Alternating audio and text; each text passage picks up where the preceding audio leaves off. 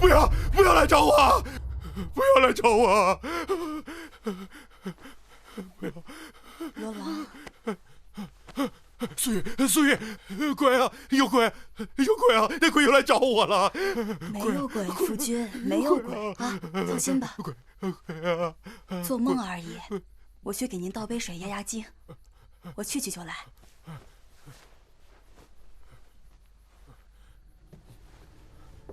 夫人，你慢点啊！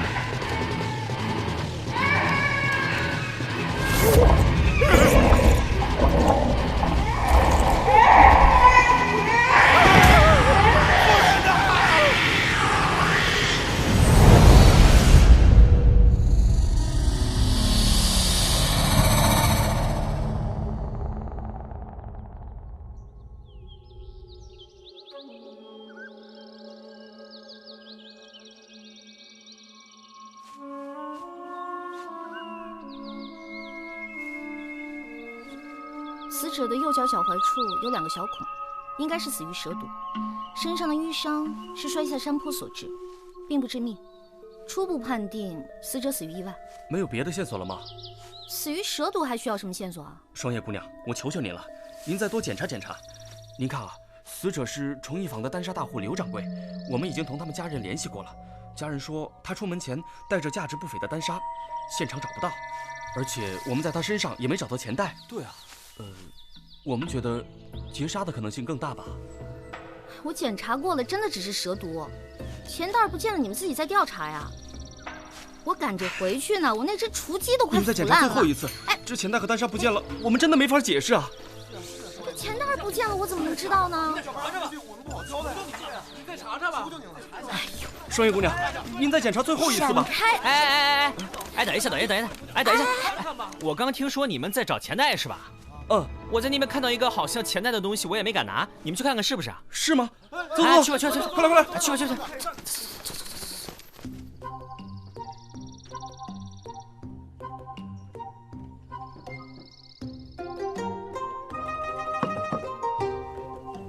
欢迎品尝凡社最新推出的私房菜。你做的吗？好吃呢就是我做的，不好吃就是李师傅做的。李师傅做的。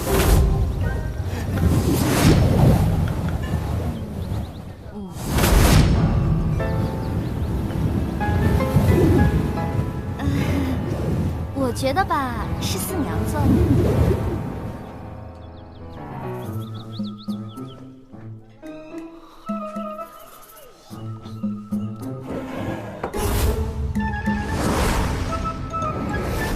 什么啊？是罗员外。昨天夜里，罗员外的夫人莫名的死了。关我什么事？罗夫人是当今礼部侍郎的千金，所以案子尤为重要。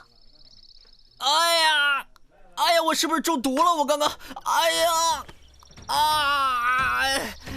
前天你在城墙底下变戏法，骗走了3个小孩不少零钱。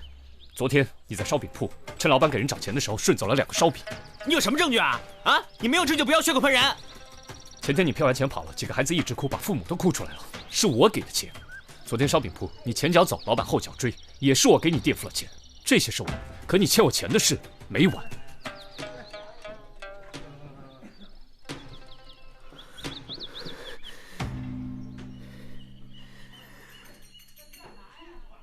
李治，我这个人最喜欢问朋友两肋插刀了。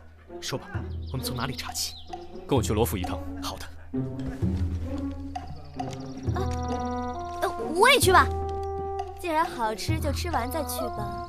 好好吃，慢慢吃。这里还有一盘，管够。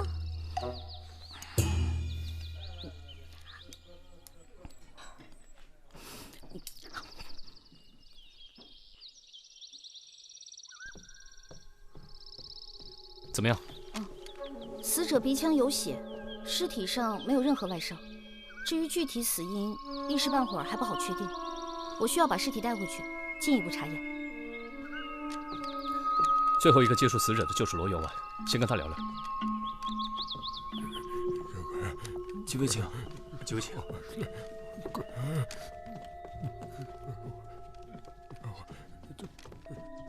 小伙呀，是啊，你了肉呀，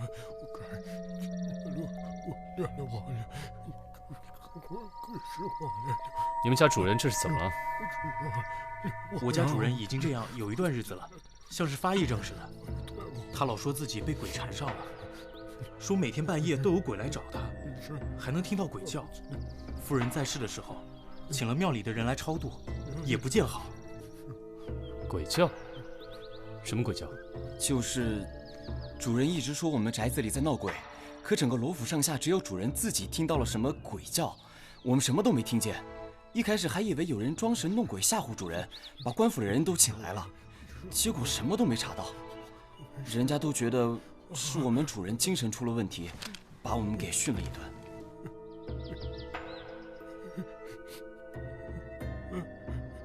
官人呐，官人呐，你可以救救我呀！有鬼，我这里有鬼啊！就是那个鬼，他没能杀了我，他就杀了我的夫人啊！我不想死，不想死啊！救救我，救救我呀！官人，鬼，救救我！你说的鬼到底是什么？小孩，有小孩在哭，还有女人的哭喊，缠着我，他们都缠着我呀！让我打命来，每天天我都这样啊，我受不了了呀！好好一个人，怎么变成了这样？这样还能闹鬼呢？我看过了，这宅子里的风水布局不赖啊。你又知道了？那当然。哎，我说李少卿，我还饿着肚子就被你拉出来探案，人也问了，地方也看了，我们是不是可以吃下饭填饱肚子？那今天就先这样吧。这个案子还是有太多疑点，实在太过诡异，我们还是要从长计议。哎，走着。走。请。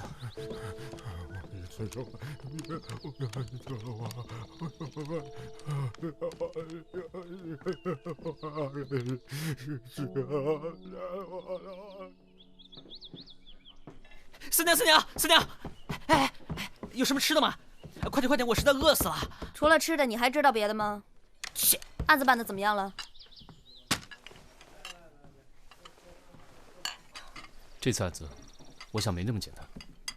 很棘手吗？那个罗员外说他家里面闹鬼，而且还神叨叨的，说到最后连饭都没给吃，小气死了。除了吃，你还会什么？上次家宴的时候，我还见了罗员外和罗夫人一面，那时候还好好的，没想到会落到这步田地。紫苏姑娘不必伤神，给你准备了好吃的好喝的，吃饱了喝美了，才有力气探案呢。这态度差距也太大了吧！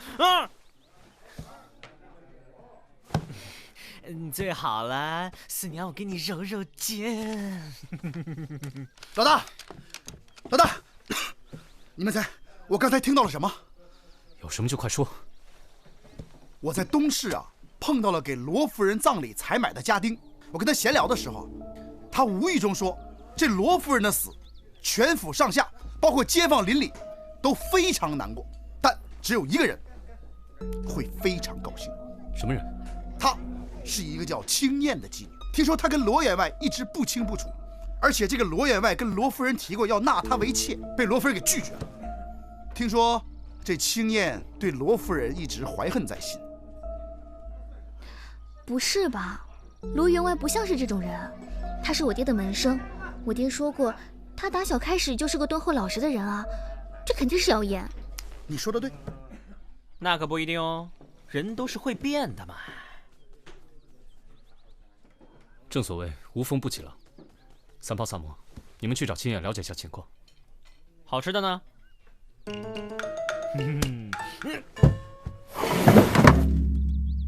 青燕呐，有2位大理寺官人找你问话，千万别给我惹麻烦啊！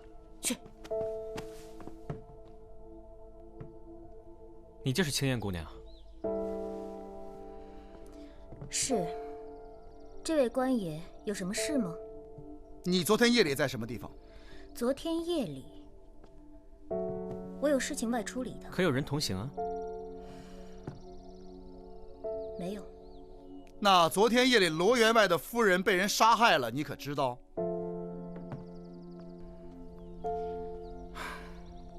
我确实不知此事。这与我又有何关系呢？我听闻你一直想嫁进罗家，却几次都被罗夫人拒之门外。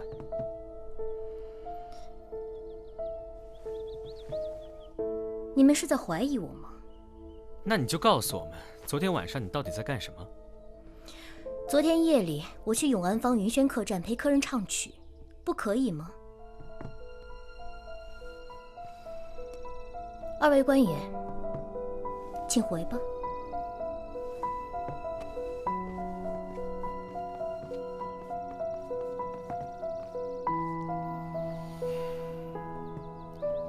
三炮，你找人密切盯着他。放心吧。李少卿，你们来了，是不是苏玉的案子有什么进展了？罗员外，你与那个叫青燕的姑娘有什么关系？没什么关系啊。那昨天夜里，你没有约她出去吗？没有，当然没有啊。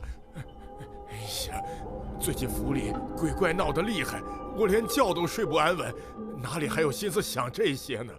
自从苏玉不肯答应青燕进门开始，我跟青燕就没什么来往了。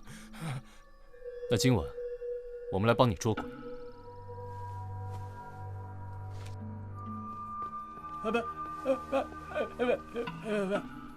他想说什么？他说你们来为主人驱鬼，非常高兴。你俩先去吧，我四处看看。有鬼？有紫苏保护你呢，去吧。各位官人，这边请。请。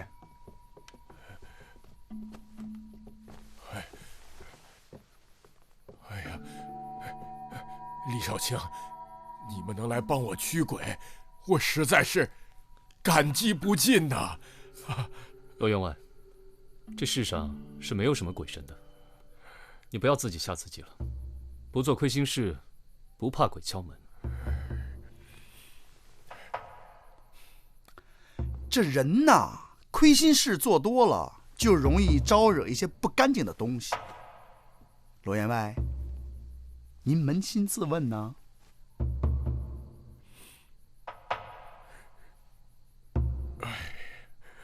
我罗某人一生清贫，最近几年才稍微顺风顺水，搬来了这个大宅子。但是来了之后，却一天好日子也没有过上啊，隔三差五的就会闹鬼。哎呀，不知道我是不是注定只能做个寻常百姓啊？李少卿，你可一定要帮帮我呀！帮帮我，抓住那只鬼，拜托了，拜托了！啊！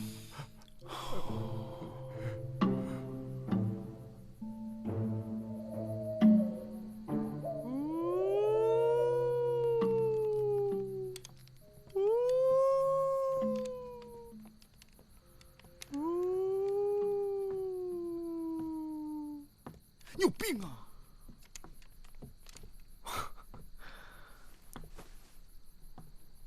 哎呀，好诡异啊！老大，我有点害怕。到前面去看看。啊，去，好。哦，哎呀，你是不是傻？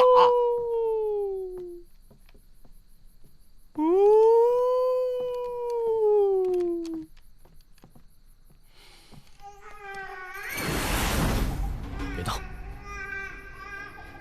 不是我。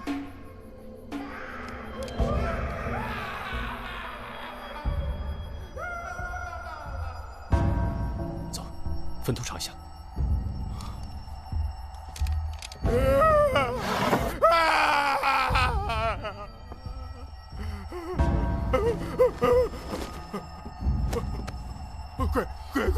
鬼要出来了！救救我！真的，就在这儿，就在这儿啊！就在这儿，在这儿。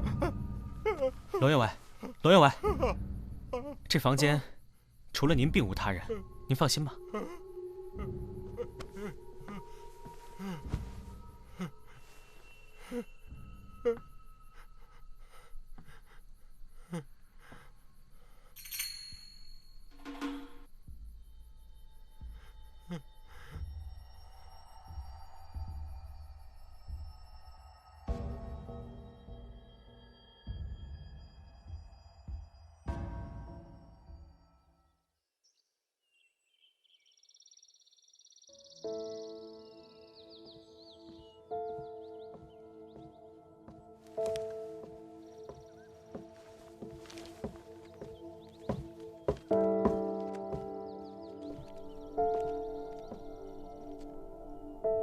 李少卿，李少卿，睡得香啊！守了一夜，什么都没查到。至少我还查到了这些，这些是青燕写给罗员外的书信。最后一封竟是在几日前。罗员外在撒谎，感觉这里头一定有猫腻。老大，怎么了？我派去盯着青燕的人说，刚刚青燕出城了，好像是去了一个江湖郎中家。走，快去看看。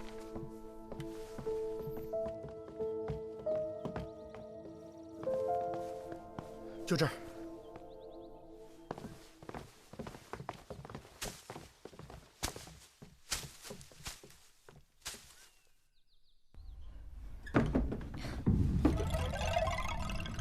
怎么是你们？能和我们说说你来这儿是为什么吗？你们是？我们是大理寺来查案的。先生，敢问他来找您所为何事？这种事情还是请您问他本人为好。不用问了，青燕姑娘，你正怀有身孕吧？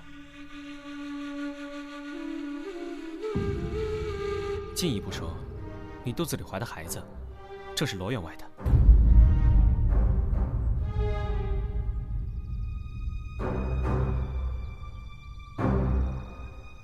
第一次见你的时候，就发现你有不明显的保护肚子的动作。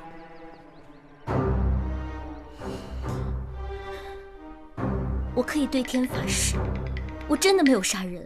在我们查明真相之前，你是犯罪嫌疑最大的人，请你配合我们调查。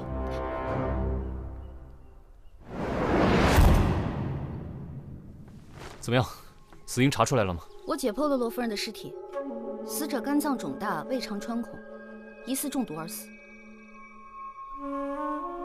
中毒？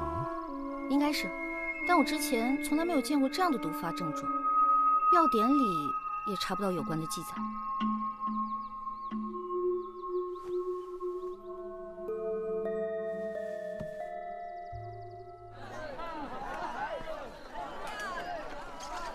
怎么样了？昨天青燕已经被暂时关押，现在我们只要找到罗员外的犯罪证据和作案手法，基本就可以定案了。你还在怀疑罗员外？我们有什么理由不怀疑他？我们去罗府调查的时候，他刻意隐瞒了一直与青燕交往的事实，而且青燕肚子里怀着他的孩子。不管你们怎么说，我都相信他的为人。哎，小姑娘，办案子的时候可不能意气用事哦。老大，不好了，罗员外家又出事了。怎么了？他的奶娘刚刚被发现暴死在房中，她的死状跟罗夫人一模一样。什么？你快叫上双叶，我们马上去罗府。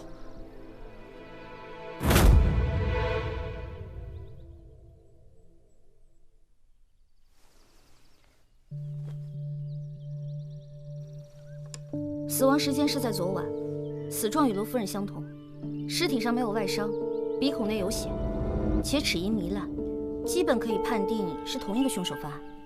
心燕昨天已被关押，这么说，嫌疑人就只有罗员外了。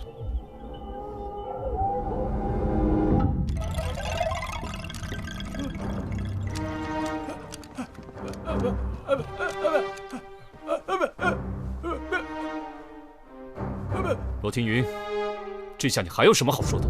李少卿，我不明白你说的是什么呀？我们已经验过尸体，你伙同青燕毒死了你的夫人，如今又毒害你的奶娘，你还有什么好说的？李少卿，我冤枉啊！我昨天夜里一直在书房练字静心，这雅仆一直在为我研墨，可以为我作证啊！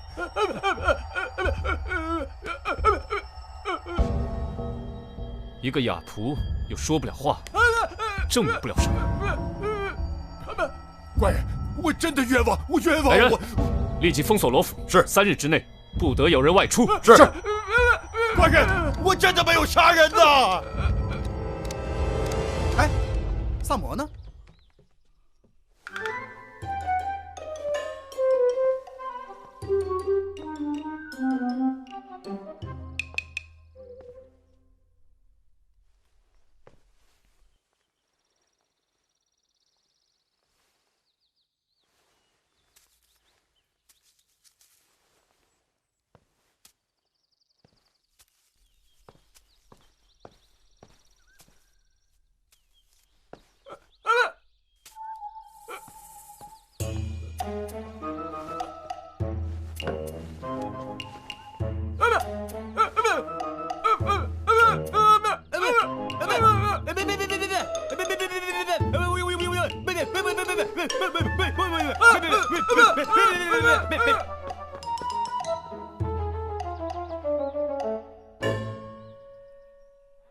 听你们的描述，这2起案子实在有太多的相似之处。没错，不管是从犯案时间还是作案手法，都看起来是一名凶手所为。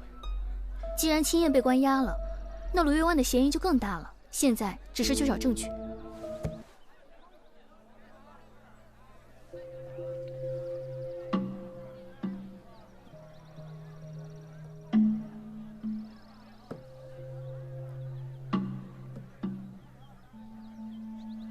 可他为什么要杀他的奶娘呢？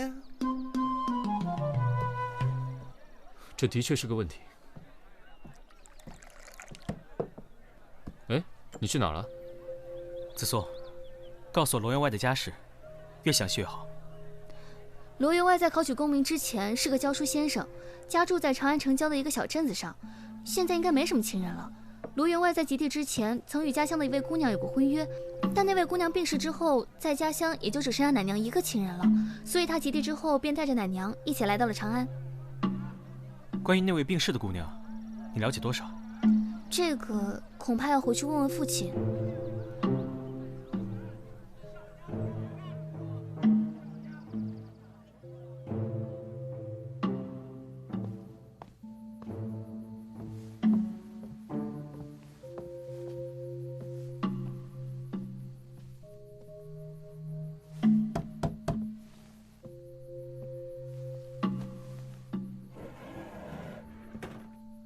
又是你！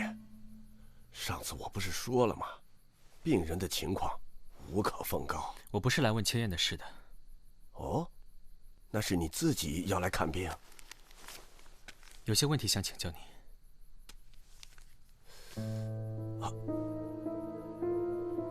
进来说吧。来。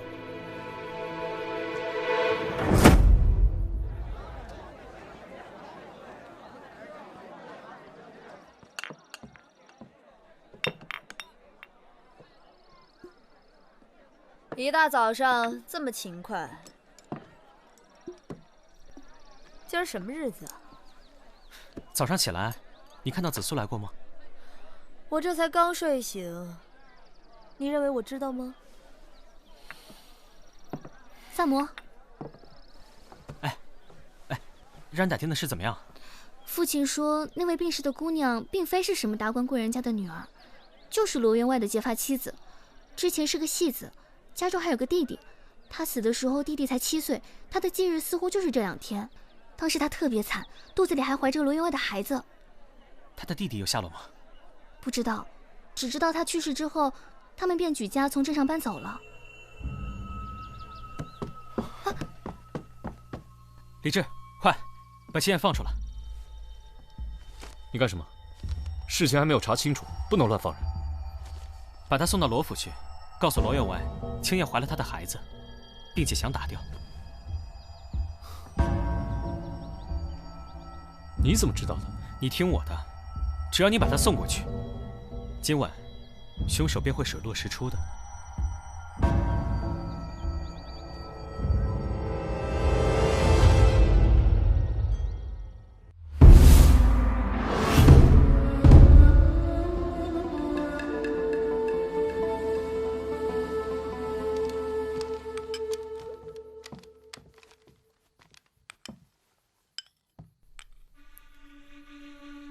罗员外，我们给你带来了一个人，我想你见到他会很高兴吧？进来吧。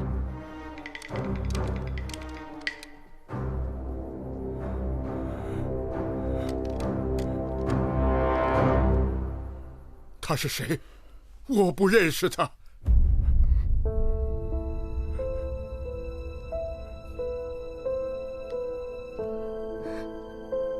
罗老，我是青燕。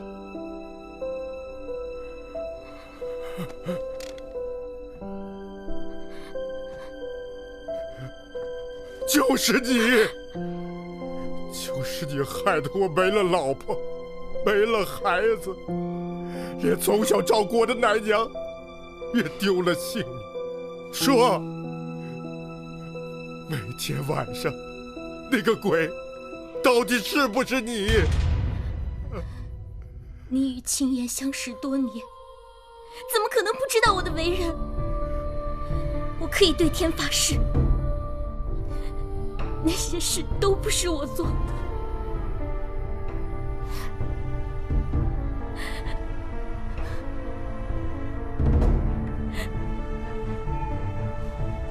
罗员外，我想青燕姑娘应该还有很多话想单独跟您说，我们就先走了。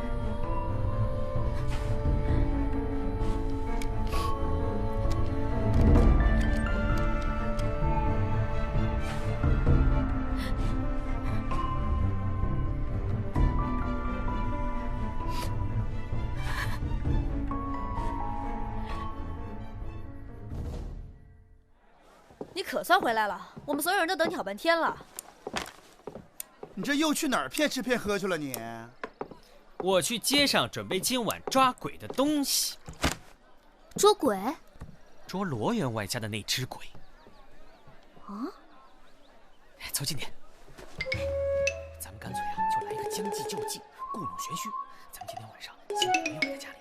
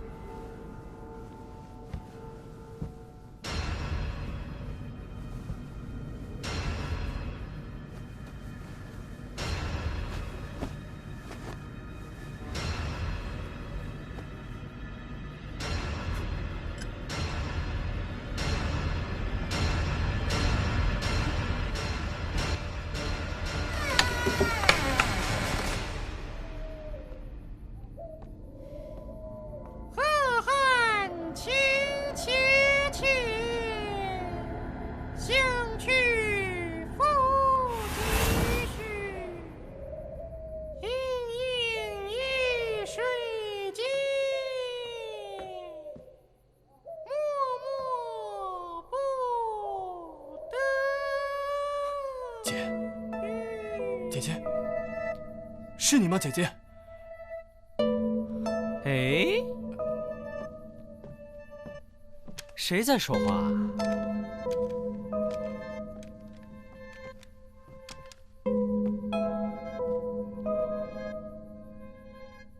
是你吧？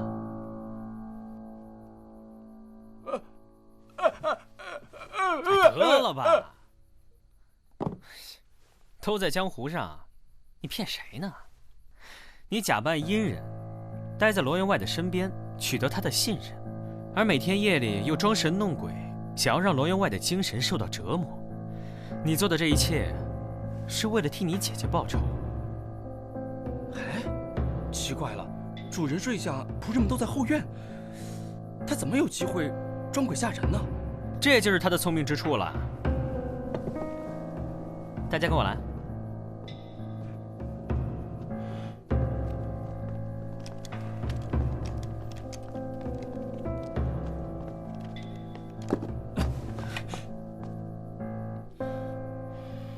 紫苏、双叶，听到请回话。我们听到了。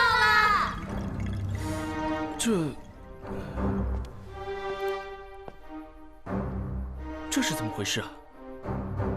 我第一次来到罗府的时候，就觉得这里的建筑风格非常特别。罗府整个院子就是一个圆，而围墙由磨砖对缝砌成，光滑平整，弧度柔和，再加之围墙上端覆盖着琉璃瓦，人声不会散漫消失，造成了回音的效果。罗员外，你听到的鬼声就源自于此。没错没错。所以说，每一次闹鬼的时候，其实鬼根本就没有在屋子附近，而是在府里的另一侧。那素玉和奶娘的死又是怎么回事？我来了。哎呦，他这院子太大了，累死我了。三炮，我让你找的东西，你找到了没有？啊！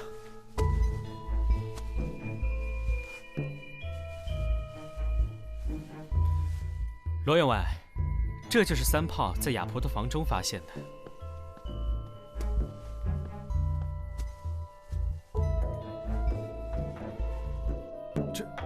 这不是？这是丹砂，是提炼水银的原料。医用丹砂纯度低，少量服用可安神定惊。高纯度丹砂有剧毒，市面上根本买不到。前不久，崇义坊的丹砂大户刘掌柜惨死，随身携带的丹砂失踪，钱袋却没丢。想必他是你杀的第一个人吧？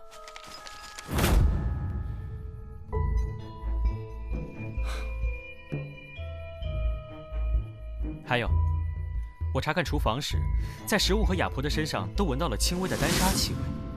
郎中确认罗府的调味料里有丹砂，长期服用会导致精神萎靡，甚至产生幻觉。不要来！由于罗员外心中有愧，听到怪声加剧幻觉，越发相信厉鬼缠身。只是如此还不致死。我在罗员外卧房门外发现了少量烧灼过后的残渣，双叶查验确认，正是丹砂。高纯度丹砂以火烧之，就会化为剧毒蒸汽。事发当晚，罗员外在房中吸入少量毒气，精神焦虑，身体不适。夫人出门吸入了大量剧毒蒸汽，当场怒发身亡。你就用这种方法，神不知鬼不觉的残忍地杀害了罗夫人和奶妈二人。你怎么下得去如此毒手？亏你有脸问的是这样的话！放开我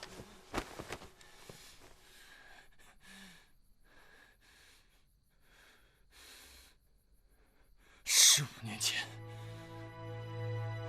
你考取了功名，被礼部侍郎看中了，选你做了他的女婿。可你有考虑过我姐姐的感受吗？你为了攀龙附凤，就狠心将我姐姐抛弃。我姐姐为此抑郁而死，她都没有来得及告诉你，她已经怀了你的孩子。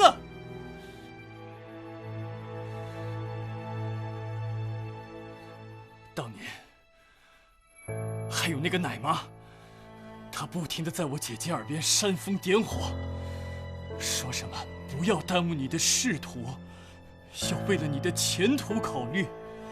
你现在所有的一切，你的院子，你的官位，你所有的一切，是我姐姐和那个孩子的性命换来的，你知道吗？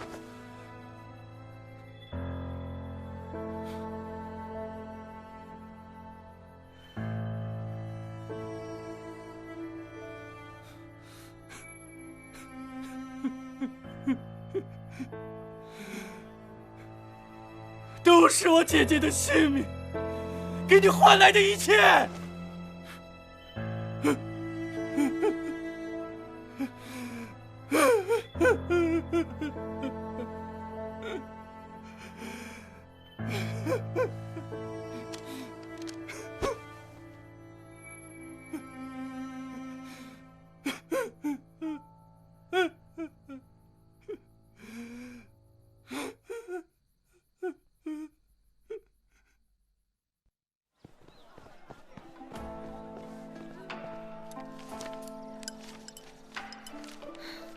真是没想到，罗员外身上还有这样的故事，最后落得了如此下场。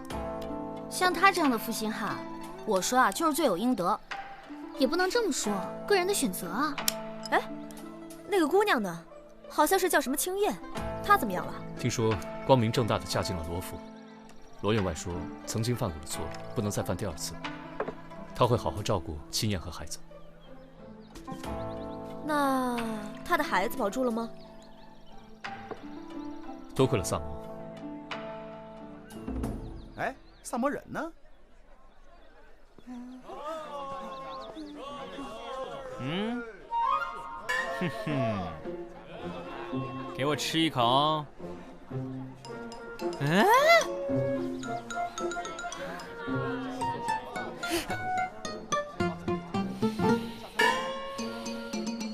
嘿，你。